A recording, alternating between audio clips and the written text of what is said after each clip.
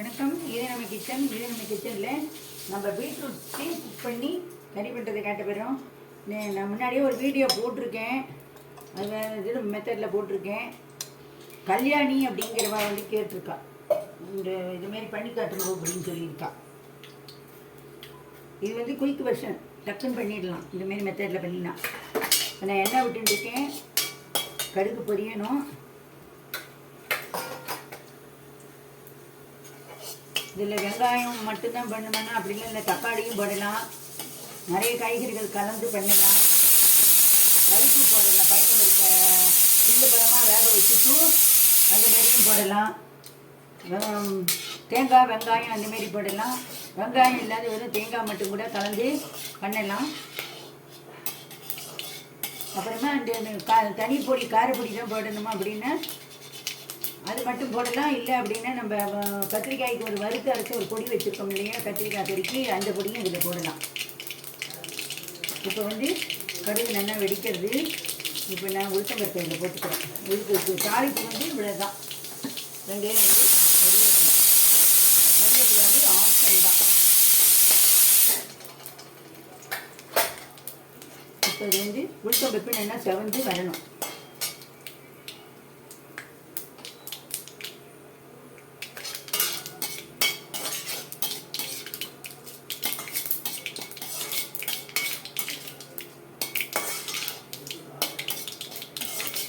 உளுத்தம்பருப்பு நல்லா செவந்துருக்கு.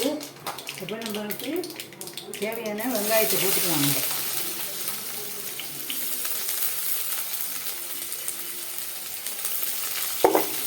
நம்ம வந்து சிம்மில் வச்சுக்கிறோம். நமக்கு தேவையான வெங்காயத்தை போட்டாச்சு, சிம்மில் வச்சுக்கிறோம்.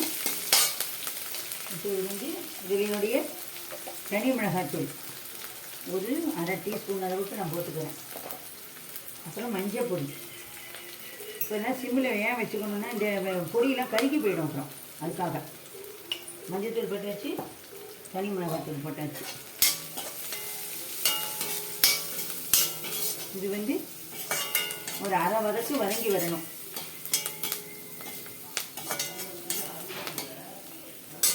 இப்போ உப்பு போட்டுக்கிறோம். நான் வந்து இந்த பீட்ரூட்டுக்கும் சேர்த்தே எப்பவுமே உப்பை போட்டு விட்றேன். இப்போ உப்பு வெங்காயம் வதங்கும் போது போட்டேன்னா வெங்காயத்தில் அந்த உப்பு வந்து பிடிக்கும். சாப்பிடும்போது அந்த வெங்காயத்தில் உப்பு இருக்கும்.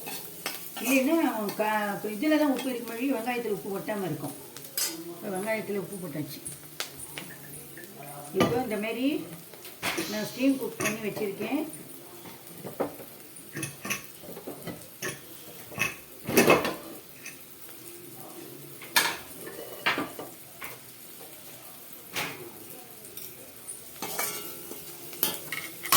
இந்தமாரி ஸ்டீம் குக் பண்ணி வச்சுருக்கேன்.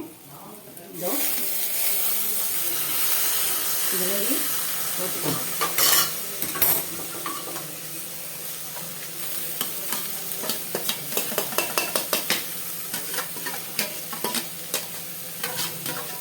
இன்னொரு முன்னாடியே இதேமாரி மெத்தட்லேயே ஒரு வீடியோ போட்டிருக்கேன்.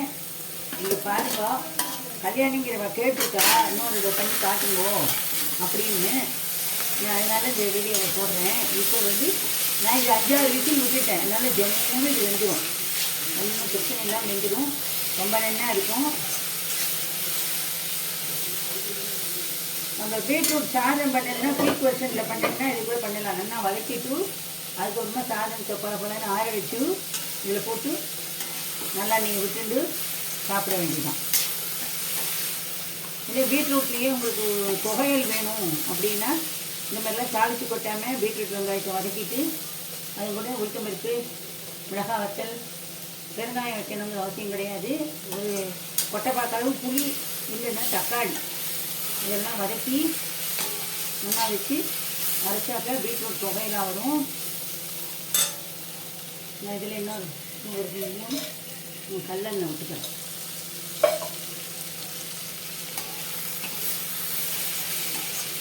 இது வதங்கும் போதே நல்லா வெங்காயமும் வதங்கிடும். வதங்கி வரட்டும் பார்க்கலாம்.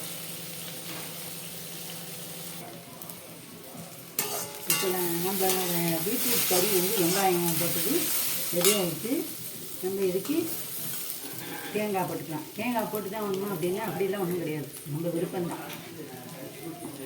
டேஸ்ட்டுக்காக நம்ம பண்ணுறோம் இந்தமாரி. இப்போ வந்து இது மாதிரி சர்விங் பவுலுக்கு மாற்றிடலாம். நான் சொன்ன மாரி இதில் மெத்தடில் துவையல் பண்ணலாம், சாதம் பண்ணலாம். Simple method.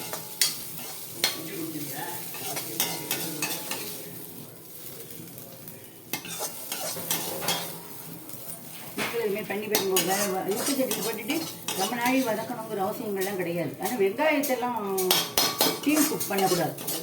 ஒன்லி வெஜிடபிள்ஸ் தான், வெங்காயமோ தக்காளியோ அதெல்லாம் ஸ்டீம் குக் பண்ணணும். அப்படிங்கிற பண்ணும்போது அதோடைய டேஸ்ட் வந்து மாறி போயிடும்.